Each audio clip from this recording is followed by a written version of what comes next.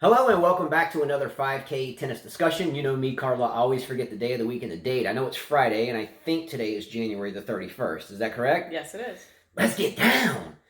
All right, so I'm kind of excited about today's show. So we're going to jump right into it. Are you ready? Yeah. And of course, she always has Real exciting. Real exciting. Your smile always brings me to life. Thank you. Yeah, it's a rainy day. He's had a rough day today, so It's all right. he'll be all right though. Yeah, so I had a down day today. I mean, at least getting out of the bed. So I think we're going to try to start this show out on a different note. We only have one match to talk about, and if you don't kind of follow this channel, I blew out my knee, like ruptured my patellar tendon and fractured my wrist at the same time. So still kind of convalescing back from that type of devastating injury. Sometimes I have my bad days. Today woke up, it was cold, it was rainy, and I just had a bad morning, right? Yeah, it was a tough morning, but he's getting through it. So getting through it, getting motivated. So I wanted to start this show with a couple of things that got me through my rough morning into today. Number one, as always, Carla, nothing but love for you. My soldier in crime, my partner in crime. Always keeps me in the thick of it. If I get down, she doesn't go, oh, it's too bad. She's like, wake up. So, of course, as always. Well, that's because I used to hear my parents always struggle. They struggle, and I used to hear my mom tell them, snap out of it. So, yeah. Well, you definitely got me out of the bed, in a sense, to physical therapy. I still was a little kind of down on the way back, and you helped motivate me further. So much love on that. A couple of things that I want to start the show today is a couple of positive things that I came across today that not only added to your kind of remedy for a down day, but I read a couple of articles today, and I'm going to share them kind of with you briefly. You know, a lot of these diehard tennis fans will already be like, thumbs down, who cares? But I'm going to share it with you anyway. It's our table, and I had a down day, and I think it means a lot to me. And that's all that matters. Could really care less about too terribly much else when it comes down to family and so forth. So I read an article this morning about a tribe of elephants in India, like a rare type of elephant. Indian elephant. Maybe Rahesh can help us with this one. But there was a group of elephants, and long story short, the little elephant, like the runt of a litter of elephants. And I mean, elephants are a couple thousand pounds, and they're mammals, and they have thoughts and emotions and all this thing. And they're cute. Yeah, and I read this article where there was like a group of elephants, and the smallest elephant was the runt of a litter. I mean, I don't know how many elephants are, usual in a birthing. I thought it was just one, and maybe it was the tribe had multiple babies, and this was just one baby of the lot of them. I don't know. I think it's just one. I didn't get that far into it, but here's this, group of elephants, and this poor little elephant it fell into this hole, and the little elephant couldn't get out of the hole. So this pack of elephants was, moving through and traveling on their interstate of land and wherever which they, try to deviate from humanity and stay to themselves. And the little baby elephant fell in this hole. Well, the baby elephant was, struggling around trying to get out of this hole. Ultimately, it couldn't get out and it was going to die. And the adult elephants packed around this little baby elephant and started making noises and crazy noises like trumpets and all this stuff and started making all these noises in the middle of the wilderness and attracted human beings from afar to come in and find this little baby elephant in this hole. Anyway, long story short, again, I've already said that once. Some indigenous people from the area, and this is India, came in and used manpower, an excavator, and so forth, and got this little baby out of the hole, and thus the baby lived. The reason why I mention this is because after the baby was taken out of the hole, these elephants, for all the people that helped, let out this kind of beautiful sigh of thanks to all the people that helped. So I mention this only because a little baby elephant, a beautiful thing, survived with the help of human beings. And I think, to me, it was a beautiful thing, especially knowing that the moms and dads of the elephants were cognizant enough to understand that their baby was in trouble, and made sounds to bring in people. So for me, I guess the moral of the story is Elephants are a beautiful thing, and to see this little baby get saved helped me. It's kind of almost like a tearjerker in a way, So how people slaughter these things for their tusks and stuff, it's just a crazy thing. These animals have feelings, and this story helped me out of my funk. Number two, I read a story today about Shaquille O'Neal, as we know, used to play with Kobe Bryant in L.A. before he was traded off and moved around a little bit. They always had kind of a beef, Kobe and Shaq. Throughout their career, and this is wants to be, it was two egos, this is wants to be my show, this is going to be my show, so they kind of battled it out for a while. Then, alas, God bless, Kobe is killed in a helicopter crash along with 9 other people, right? Mm-hmm. So, I only bring this up, 8 other people, yeah, so I only bring this up because I read an article that Shaquille O'Neal was in a Georgia Best Buy. And a gentleman there that was an arduous sports fan or whatever saw Shaq and didn't go up to him to ask him to get his autograph or, hey, can you sign this for me? He walked up to Shaquille O'Neal and asked him, or didn't ask him anything, just said, hey, my condolences for you losing Kobe Bryant, your friend, and also Shaquille O'Neal had lost a sister. So he just went to him, not for an autograph, not for selfish purposes, but just to say, I'm so sorry for the Kobe thing, and I'm so sorry you lost your sister. Shaq was so touched by it, he bought the guy was there to buy a laptop for his family and himself. And I'm sure he wasn't picking the nicest one out, but because Shaq was touched by that, he bought the guy at his choice any laptop in the store. Now, that's not the first time that Shaquille O'Neal has done that. Shaquille O'Neal has bought things for other people. I've heard he's very generous. Very generous guy. Much love to Shaquille, fellow Laker. Again, I was born a Laker and will always be a Laker. So tough that Kobe's gone. Again, my generation of being that diehard fan was Magic and Worthy and Green and Kareem and that whole generation. But when Jordan came around, it was hard for me to focus away from Jordan to Kobe because I was such a Jordan magnet. But anyway, I bring that up because, hey, there are good things that happen.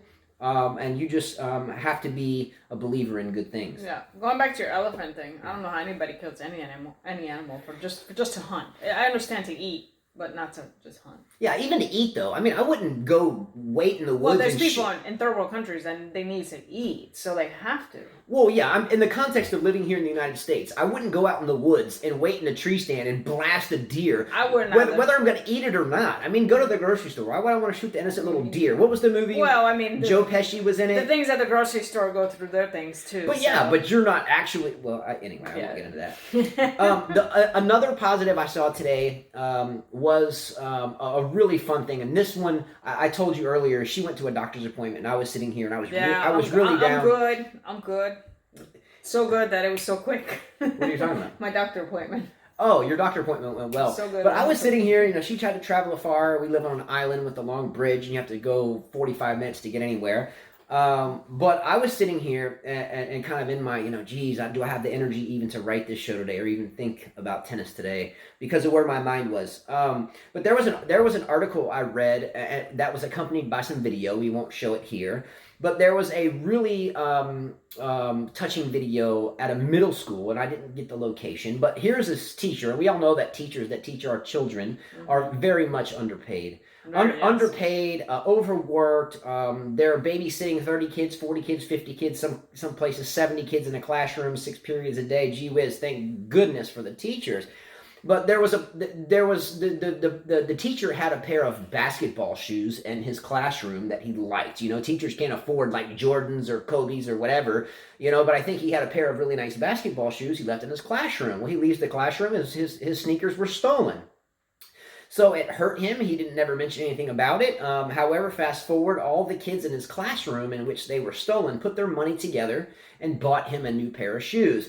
Now, I think it's a really astonishing, in a good way, article that a group of kids who otherwise these days are just too worried and buried in their cell phones and don't care about anything under the sun, put their funds together, whether it was parents' help or not, and bought this wonderful school teacher a new pair of shoes. So they showed the video, and the guy saw our shoes and read the card. He just broke down crying, and that was at the point in the day where me being down, yes, I'm the tough guy. I'm the guy that's always running smack talk and all that stuff, but I broke down on that one. So I had a really bad day, stressed about my leg. I didn't even want to get out of bed because it was so painful. Then I go to physical therapy, painful again. Come home, you go to the doctor, I'm still in pain. I see the elephant, Shaquille O'Neal, and the kids buying the teacher sneakers. That's sweet. After that, I was pretty good to go. That's very sweet. And I forgot the most important factor was Carla prior to that. So I just want to end this segment with a couple of things. Number one, having someone in your life to lift you up is absolutely imperative. Gee whiz, there's been times in my life where a couple of years in one stint where I had no freedom, couldn't go anywhere, stuck, and those people on the outside looking in helped me get through those times. Carla, you helped me through all my bad times and have for a very long time. Much love to that. I can't wait till I get healthy so I can beat you again on the tennis court. But having someone in your life is extremely special and is a blessing. So if you've watched this video to this point and haven't already unsubscribed because you don't like what's here, then that's fine. I think we lost 4 subscribers today. No, we didn't. Or 3. No. Dude, watch the numbers. Who cares? We'll see. It doesn't matter. Why do you care about that? I really don't. But gosh, see, one thing is I never worry what people have to say, do, or what they think of you. It doesn't matter. Who cares? I understand that too. I'm happy with myself, and that's it. So what I want to say there is, if you're watching this video to this point, do us a favor, or me. I don't think you saw me write this, but find something that you can do before the 24-hour clock ends today. Something you can do nice for someone. It does not have to be monetary. I think that's the problem with a lot of us. Our first thought when we wake up is, can I pay this? Can I pay that? You know, and it leads to a big struggle. But if you can find something that you can do, whether it's cook a meal, open a door, walk someone to their car, unload their groceries for a perfect stranger, do it. And I want to know about it in comments. That's awesome, yeah. So let's use this as a spread the love type segment. Do something nice for someone today before your 24-hour clock ends at the end of your day. I don't care if it's your brother in the other room. Go give him a hug. Something. Do something nice for somebody. There's a saying that I love, and a lot of people have said this, but in this exact context, it comes from Plato. I'm a big history buff, I guess you could say, studied in college a lot. But a quote that always stood out to me, and my dad used to tell me as a kid, quote, be kind because everyone that you meet is fighting a tough battle. Right? Yeah. So I'm going to end this segment with the last thing that someone did, or the thing that someone did for me that was the nicest thing that I've had done for me, if not in my life, but in the recent past, that was absolutely incredible. Mm-hmm. A lot of you may have heard this before, but there's someone out there by the name of Rajesh Kumar, who at this point in time, when I blew out my knee and broke my wrist while playing tennis, I won't get into what, but he was basically kind of a stranger at that point. Him and Carla talk like the best of friends, and I love that. Yeah, he's think a fun it's guy great. to talk to. He's very smart. He's got a good way and a positive way of looking at life. Him and many others, but especially him. Yeah, Rajesh has helped with the production of Away, technical difficulties with us, which is very basic, but he's helped us get through it, downloading and editing. I can go to him and say, Rajesh, you got to help me. How do I do this? So the nicest thing that someone has done for me in my the past that I can remember was done by Rajesh Kumar. So if you ever see someone in comments and he doesn't even know I'm doing this isn't some butter up to him, but I'm just telling you the last time in my life where someone did something that was so very special was Rajesh Kumar. Blew out my knee, blew out my wrist, couldn't work, couldn't help her coach, couldn't do anything. And he came in and really, really, really helped the cause. So Rajesh, segment was for you because you, awesome. You, my friend, are family and nothing short thereof. All right? Anyway, all right, so moving forward, we're going to jump right into the only match that we have to talk about. Well, I have a couple, but this is the main match. Doubles, there's some doubles and stuff. All right, which one do you want to start with? No, let's start with the main match. All right, so let's just jump right into this match, and that's the Dominic Thiem versus Sasha or Alexander Zverev match. So I'm going to just run through mine because I wasn't so terribly excited about this match. I'll tell you why. In the first set, there was really no offense to anyone. We're all fans of people and we're all fans of the sport. I'm a coach. The right person won, though. The right person won, Definitely but right no person offense won. to any fans out there that love these individual guys, and that's great. But no offense, but it was really boring tennis to me in the first set. And the first set was just boring. Thiem was trying to find his range. He was missing a lot of his trademark one-handers up the line wide a lot. He was spraying them seemingly about 6 inches, 8 inches wide. If you watched it, you saw it. A couple breaks were going back and forth. A lot of baseline to baseline tennis. Not a lot of variety at this point. A couple of breaks, and Zverev took the first set 6-3. I mean, I think that's pretty much the description of the first set. Feeling it out. They were feeling it out many. I saw the third set, and they were feeling it out again. Yeah. The next 3 sets, though, things changed a little bit. The 3 sets following were close, tight, a good fight. But for me, I think this was a good match, a really good match. But I can't say it was a great match. Why can't I say it's a great match? Because I did not see a lot of all-court playing. I saw mostly baseline, some slice variety, some net play. There was net play. There was a lot of net play. I didn't look at the statistics. There were a lot of net play. Well, stats are great. I get it. But if you watch the flavor of the match, it was a baseline battle. I have here at 1-1 when the whole light situation happened. Which was cheesy. We'll get into that. There was still light there. After they get back 1-1, both of them were grunting and they sounded like grandmas. It sounded like they had no energy. It was like, ugh. It sounded really bad. And they were just hitting the ball back and forth. Like he said, just placing the ball back and forth. Mm-hmm. There was no strategy behind it. I felt like I was watching maybe myself when I'm like 70, hitting with Justin back and forth.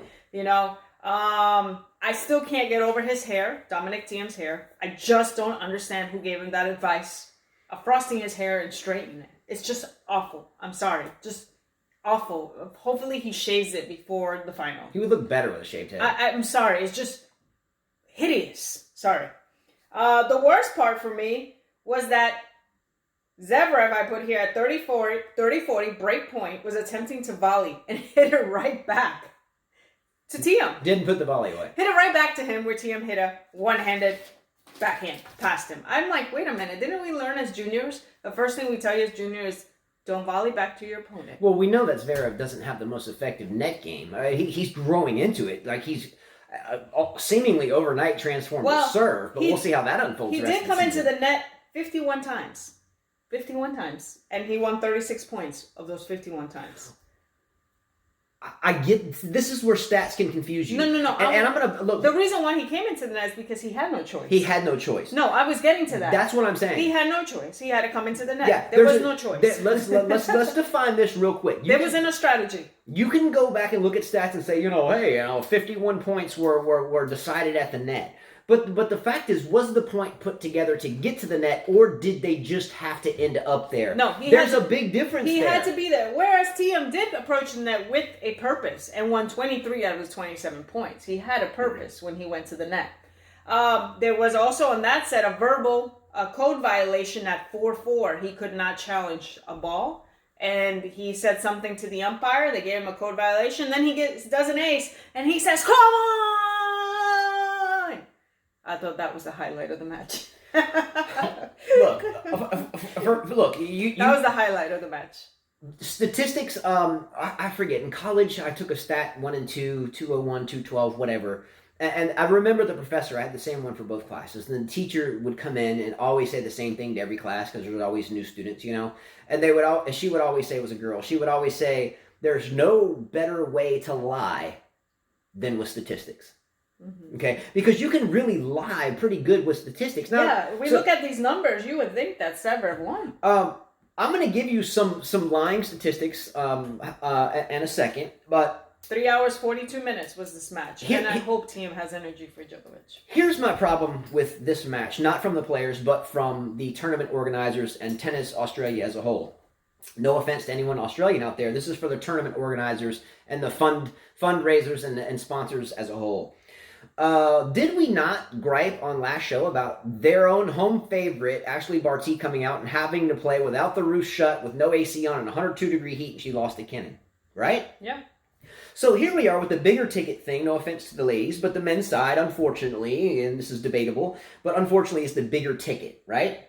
So here you have the men's semifinal, the only one of the day, You have the roof open. I get it. It's cooler. It's evening. nighttime. It's night. I get it. I understand that. But before the match started, and I'm a weather guy, and sometimes I'll find myself studying the weather globally because I love following hurricanes. You'll see I have a playlist, weather, and I get out in hurricanes here and get blown away by the wind, and I make you hold the camera. Neither here nor there.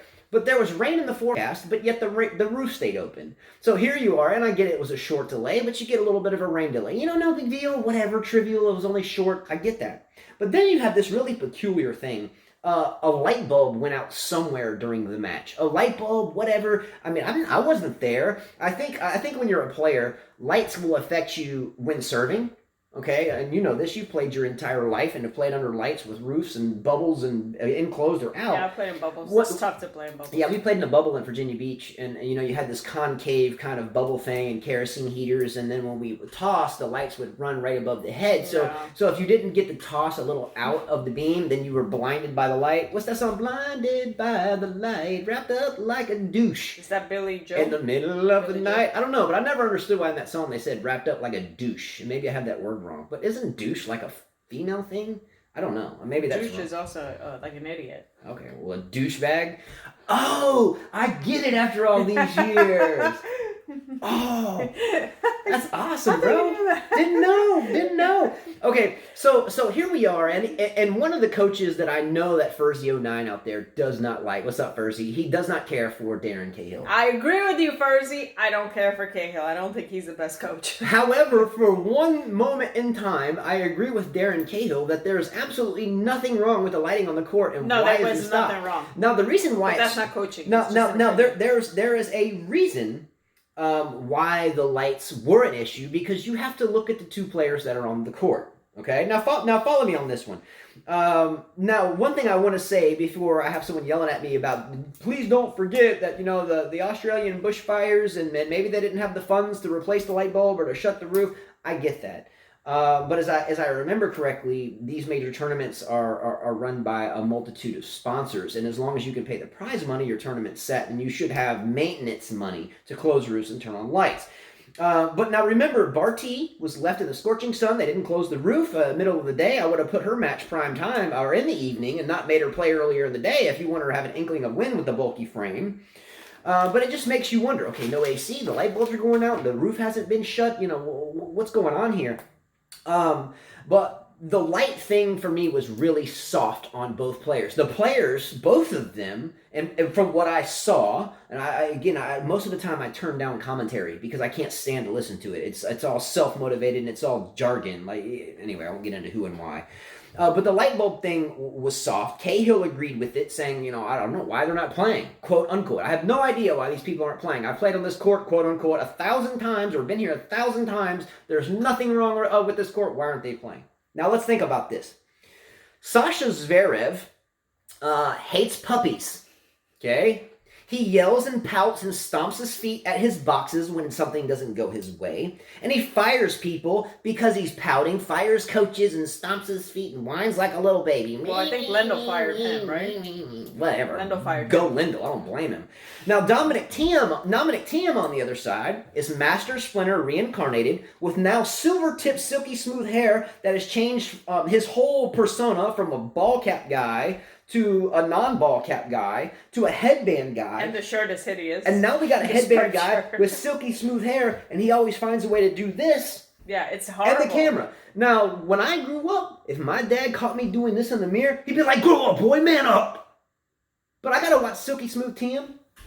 I don't want to see that stuff, man. No, he's trying to imitate Master Splinter's hair. If you look at Master Splinter, right, movie, not the cartoon, his hair is kind of back here with silver tips. That's what it is. That's what it is. Our oldest son, Jonathan, we have 5 children. No. Our oldest son, Jonathan, oldest of 5, he'll be 18 in May. When I catch him primping in the mirror, man, I'm like, what are you doing? He loves being in the mirror. I don't tolerate it. I'm like, look, you're clean cut. I raised you. I know you're clean cut. I know you look good because I cut your hair. I'm a hair cutter. Let's get down. Good barber. I learned that trade. I'll tell you how I learned that trade. I had to learn it. It was my source of income for phone calls. But when I see someone that is out there to fight and be a gladiator and fight to the death on a tennis court, and they're I'm trying to find Master Split. I'm out, bro. If you see some silver, just look up Dominic Thiem Australian Open and hit images, and you'll see the silver tip man himself. That's horrible. But look, I'm not. That's horrible. Joey, I'm not speaking from someone that's not practicing what they preach, because the fact of the matter is I have 5 kids, and I don't even really let my daughters get up all in the mirror too much, because I don't want them being polluted by advertising, wear this makeup. Do any of our daughters wear makeup? Gosh, I would hope not. No, not 10 and 7. Oh, I've seen 10 and 7-year-olds that wear makeup. No, there's no problem with that. There's no problem with makeup. It's fine to wear makeup, but not at that age. Much less the animals that are killed to produce it, and you stick it on your face. I don't get it. I'll have girls hate me for this, but nonetheless, it's true. Anyway, I don't let my oldest son primp in the mirror, and nor do I want to watch professional tennis players, athletes that are supposed to be gladiators, primping to the cameras with their silver-tipped, silky smooth hair that looks like it just got crimped by an 80s crimper with Alberto VO5 hot oil. You remember that? You remember the hot oil? He looks like he went back in time to the 80s, South Beach, Miami. I don't know. It's just horrible. So we've ranted enough about Dominic Thiem. He should go hang out with Fabio Fognini. But anyway, here's some interesting things to part with this match. We know that the match after the first set was very tight, contested, but Thiem won the next 3 sets. Now, here's how you can lie with statistics. Check out these statistics. Here's the ace count. Dominic Thiem had 10 aces. Zverev had 16. Check marks for Zverev. Zverev, good for you. Check marks for Zverev. Double faults. Thiem had 4. Zverev had 3. Check mark for Zverev, right? First serve percentage. Thiem served at 67%. And Alexander Zverev served at 81%. Another check mark over there. So right now, Zverev is 3-0 on Thiem in statistics. And by the way, serving first serve percentage at 81% is incredible. That's wonderful in men's tennis. If I could serve at 81%, geez. I mean, wow. Wayne sent me. He said 81% for Zverev. Incredible. Does that mean his serve is fixed, or is this just a lucky streak? Because I tell you what, if he, what's proper, him or he? If he or him at 6'6", he's 6'6"? 6'6". What? Check it out, 6'4", 6'6". Mm. If he can serve at 81% consistently, he will win a major. Count on it. I don't think he can do that. Serving at 81% across of a career, I don't think it's ever been done. It might have. I'll have to check that out. Next stat point. Points won on second serve. Thiem won 43%. Zverev won 57%. Check mark, Zverev. 4-0. 6'6", I told you. Break points. I love my height because Jordan was 6'6". Del Potro's 6'6". When I see a 6'6" athlete, the first thing I think, what's up, Jordan? Let's get those jizzles. Let me get those infrared 6s on my feet because that's my favorite shoe ever. All right, getting worked back up again. I started this show. I get passionate about tennis. Can you help me? Yeah, everybody told you to chill, Justin, chill. Slow your roll. Okay, so I left out on second serve points won. Thiem 43%, Zverev 57%. Check. Zverev 4-0. Break points won. Thiem 4 of 9, Zverev 5 of 14. 5 of 14 break point chances in men's tennis. Astonishing. But he didn't capitalize on that. Didn't capitalize, but still a check mark in that category. I don't know. Because 4 out of 9 is better. What? 4? But I broke him 5 times. I don't care what the residual number is. Thiem broke 4 times. Zverev broke 5 times. Better, right? 5 breaks versus 4. In the grand scheme of things, that helps you win. Okay? Now, receiving points won. Returning serve. Dominic Thiem, 45. Sasha Zverev, 51. Zverev led in aces, double faults, first serve percentage, points won on second serve, break points, and receiving point, and still lost. So what is the tail of the tape here? How did he lose? Tiebreakers. Tiebreakers were my Achilles heel, are always my Achilles heel. Born a big server. So is Dominic Thiem an expert at tiebreakers? Because he beat Nadal in tiebreakers. No, we've talked about this stat a lot of times throughout this tournament. Well, it seems like Dominic Thiem feels confident in tiebreakers. Why is Djokovic the best returner ever, and why does Djokovic tend to beat people with the likes of Federer and a lot of other people in tiebreakers? I'm not saying he's never lost a tiebreaker. He's lost his share. But when you're the best returner, you're going to get mini broken. The tiebreakers, you get 1 point and then 2. If you give up one of those mini breaks, it hurts. Mm-hmm. It hurts. Mm-hmm. So when you're a player such as Djokovic and you can almost guarantee you're going to get a racket on anyone's return, unless it's like, Isner or Karlovic or someone just blistering serves, Query, Opelka, name it, the list goes on. But when you can get a racket on it, you can put the ball back in play, especially with some type of accuracy, not just some chip floater and the person comes in and drills it. When you can put that return in play with some type of accuracy and kind of get the point neutralized right off the serve, then you're going to win. And Djokovic does that amazingly. I mean, just truly amazingly. But the thing with Dominic Thiem here winning these tiebreakers is simply one of those things that no one can really overcome when it comes to a tiebreaker. Now, when you are 6'6" and your net game's not truly reliable, and you are on a roll the last 3 sets, and your game is spot on, you found your range, you're returning well, your game is tight. It's really tough when it comes down to every single point that matters. It's really tough to own those every single points. You see, Zverev is more prone to give up 1 or 2 of those.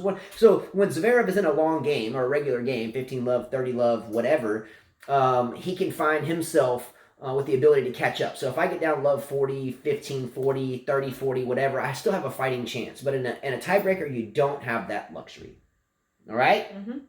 Can you want to pause right here real quick? Sure. All right, let's go. Oh! All right, sorry about that. Again, we live on a little barrier island off the coast of southern Alabama. There's like a 2-mile bridge that you have to drive across to get to this island, and it is very rare we see a pair of human being legs walk across our porch. We had a dog the other day, and we're on this little island. There's like no indigenous dogs that walk without a collar. So we had a human being walk across here, but it was our lovely neighbor down the way that brought some cookies for our children. Oh, that's sweet. Positive thing. Another positive for the day, right? See? Another positive. That's what I tell them. Be positive. There's good people out there. And there's good things out there. There is good things out there. Like Rajesh. What's up? All right, so we're gonna end the match talk there. I forgot where I left off after that, but ultimately the better player did win. Yeah, and I think all of us want to see a Thiem Djokovic battle because we think that Thiem has the best chance against Djokovic. Personally, I still pick Djokovic to win this. I do this too. is his. It's his. He has it right here. It's up to him. If he loses it, Thiem would have to play unbelievable tennis. All right, so since you were talking about winning and losing between Thiem and Djokovic, don't forget we have Sofia Kenin and Garbine Muguruza that are fixing to play, but let's talk about some quick Vegas odds real fast. The current Vegas odds, and you guys know I love following odds. I used to be a sports bettor. I have grown out of that. Wife and kids can't afford to lose.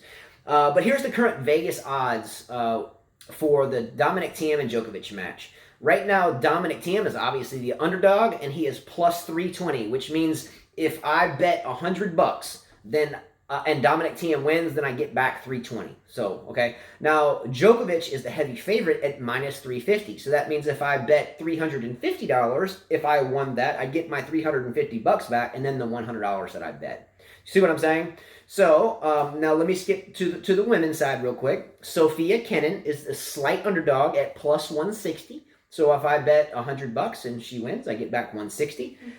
So you would have to bet. Okay, so here 350 and 320. You'd have to bet 100 to get 320.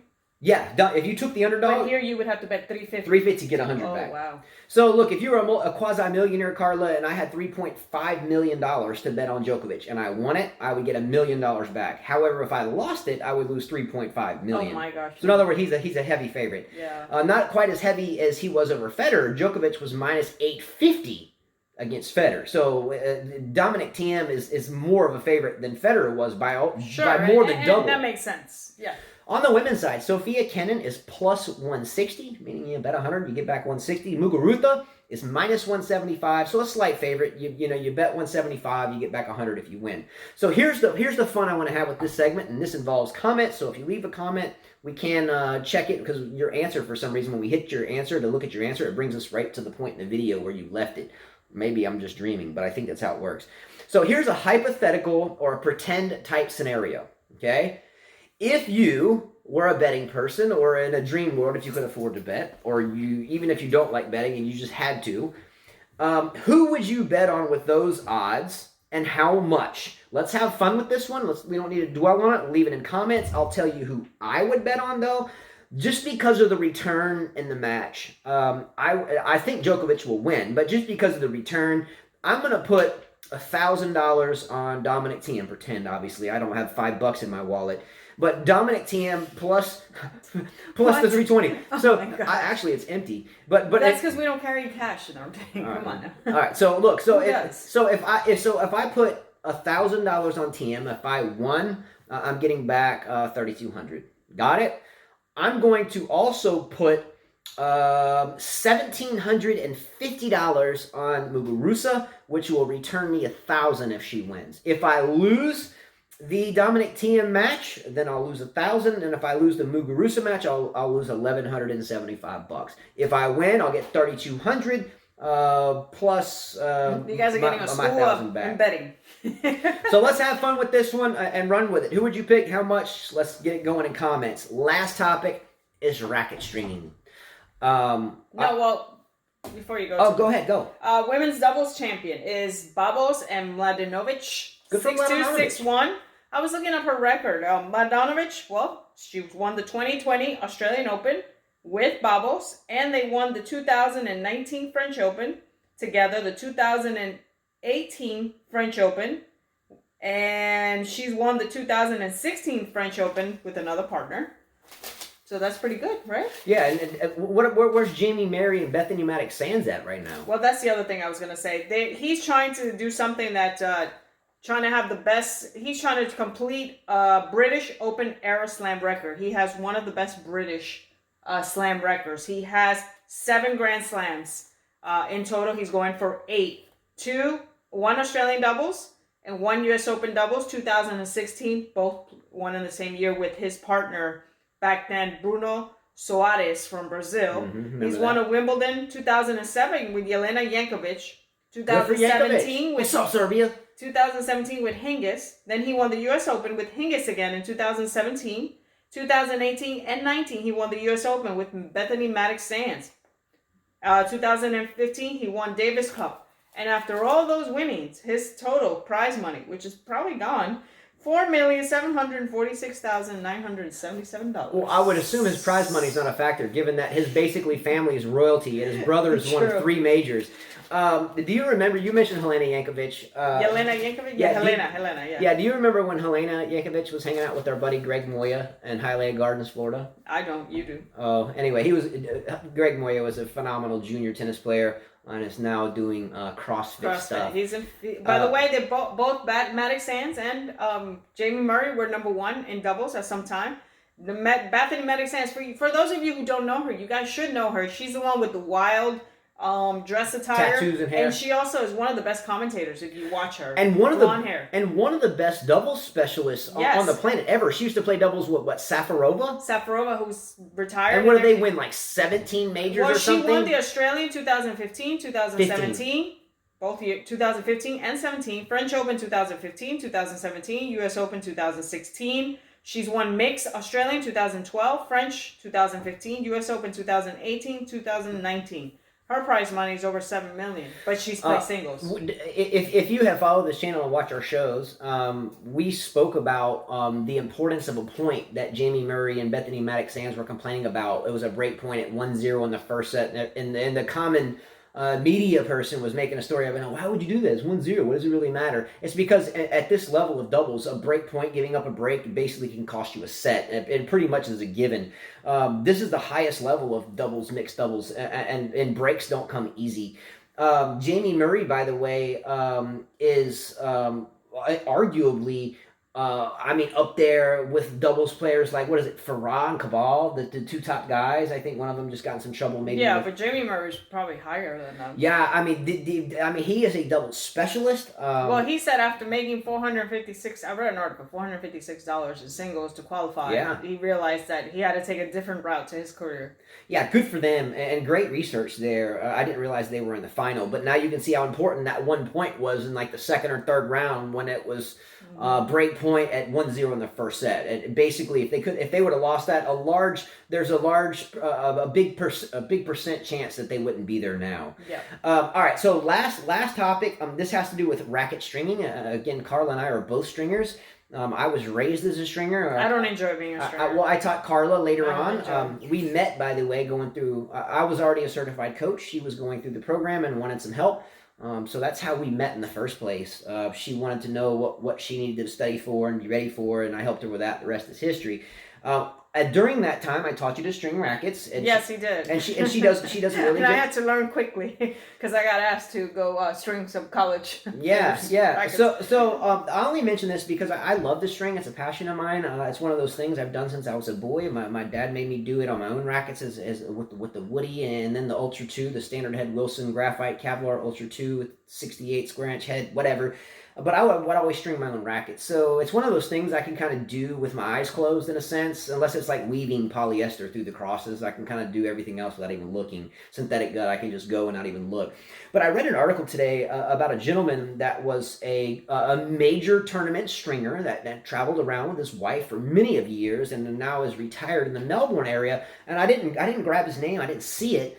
But something I just want to send a shout out to pro stringers out there, especially those on the biggest stage. I had been around stringing at the U.S. Open in 2007. I had a kind of an apprenticeship that I was able to do. Strung my butt off, usually for the junior players. It was usually for juniors basically only. I wasn't quite 15 to 18 minutes or less, or 12 minutes or less for on-court players to handle the other players, but I was able to string for junior players, etc. But let me read you a couple of things real quick. To be a pro stringer at the highest level, you only make about $200 to $300 per day, okay, plus airfare and lodging. But $200, $300 a day to be bleeding your fingers, that's pretty tough. That's not fun. The requirements are you must string a racket within 15 to 18 minutes, completely accurate and fast. Now, when you're stringing rackets and you have to have your racket strung at the desired tension, I get the stringing machine does that for you on a constant pull machine. It beeps, you lock it, and you hit it, and it holds it. But there's a time frame that clamp will hold that tension before you have to run it through pull tension going the other way, or the sweet spot can be compromised. So the ability to do a racket, now this guy was timed at 12 minutes. Now, 12 minutes stringing a racket when you're running poly, which is very thick and hard. Now, I can do mains with poly. Ouch. I can do mains with poly in about 3 or 4 minutes, no problem. I always call them 3-4 minute mains, whatever. But when you get to weaving polyester on the crosses, wow, I think my record, I did one the other day, kind of just messing around. I think I did one in like under 20 minutes, but it was poly mains and then synthetic crosses, so it was no big deal. But these guys are stringing full poly in 12 minutes and under. Holy shenanigans. Most people probably don't care. But if it's a player on court, you see these guys, you're like, here, I don't want this racket. Here, go send this to and they're still on the court, and they get it brought back to them still within you have to have it done in 12-minute minimum. 12-minute minimum. Just tying the knot alone takes time. Anyway, big shout out to the stringers out there. Most people don't care, could care less, but a lot of work and a lot of perfectionism comes into stringing rackets. Most major stringers, as I gathered from this article, I didn't get this side of it going through an apprenticeship. I was more studying and learning the speed and so forth. And this was over a decade ago. But most major stringers do it as a sense of kind of ego, like they want to compete with each other. Tennis players compete, but stringers compete too. I'm going to do this racket perfect right on the spot. You do that one. Let's go. Let's time it out. But they want to compete in a way of what major can I go string at? Right on your checklist. I strung at the French. I strung at the U.S. I strung at Wimbledon. I strung at the Australian. We have a few people on our friend list that do that. Yeah, we know a multitude of professional stringers, but on the major level, I think we know one. Yeah. On the major level. But kudos to all those guys. The love of stringing is what makes these guys tick. It's not for the love of the money. It's a passion. It's a hobby. It's a pastime. It's something that takes your mind off of everything going on, and you can just focus on that frame. The frame is under your control, and that's why I love it. Anyway, that's it, everyone. Thanks so much for watching. Who's going to win tonight? Who's going to win? Oh, yeah, Sophia, Kenin, Muguruza, but we can solve that riddle by telling me who you're going to bet on in the comments. Who's going to win? I'm going to go with Muguruza. Same here. All right. Thank you so much. Have a great day. Take care. Much love. Please subscribe. Share the video. And we will see you mañana. Bye. See ya.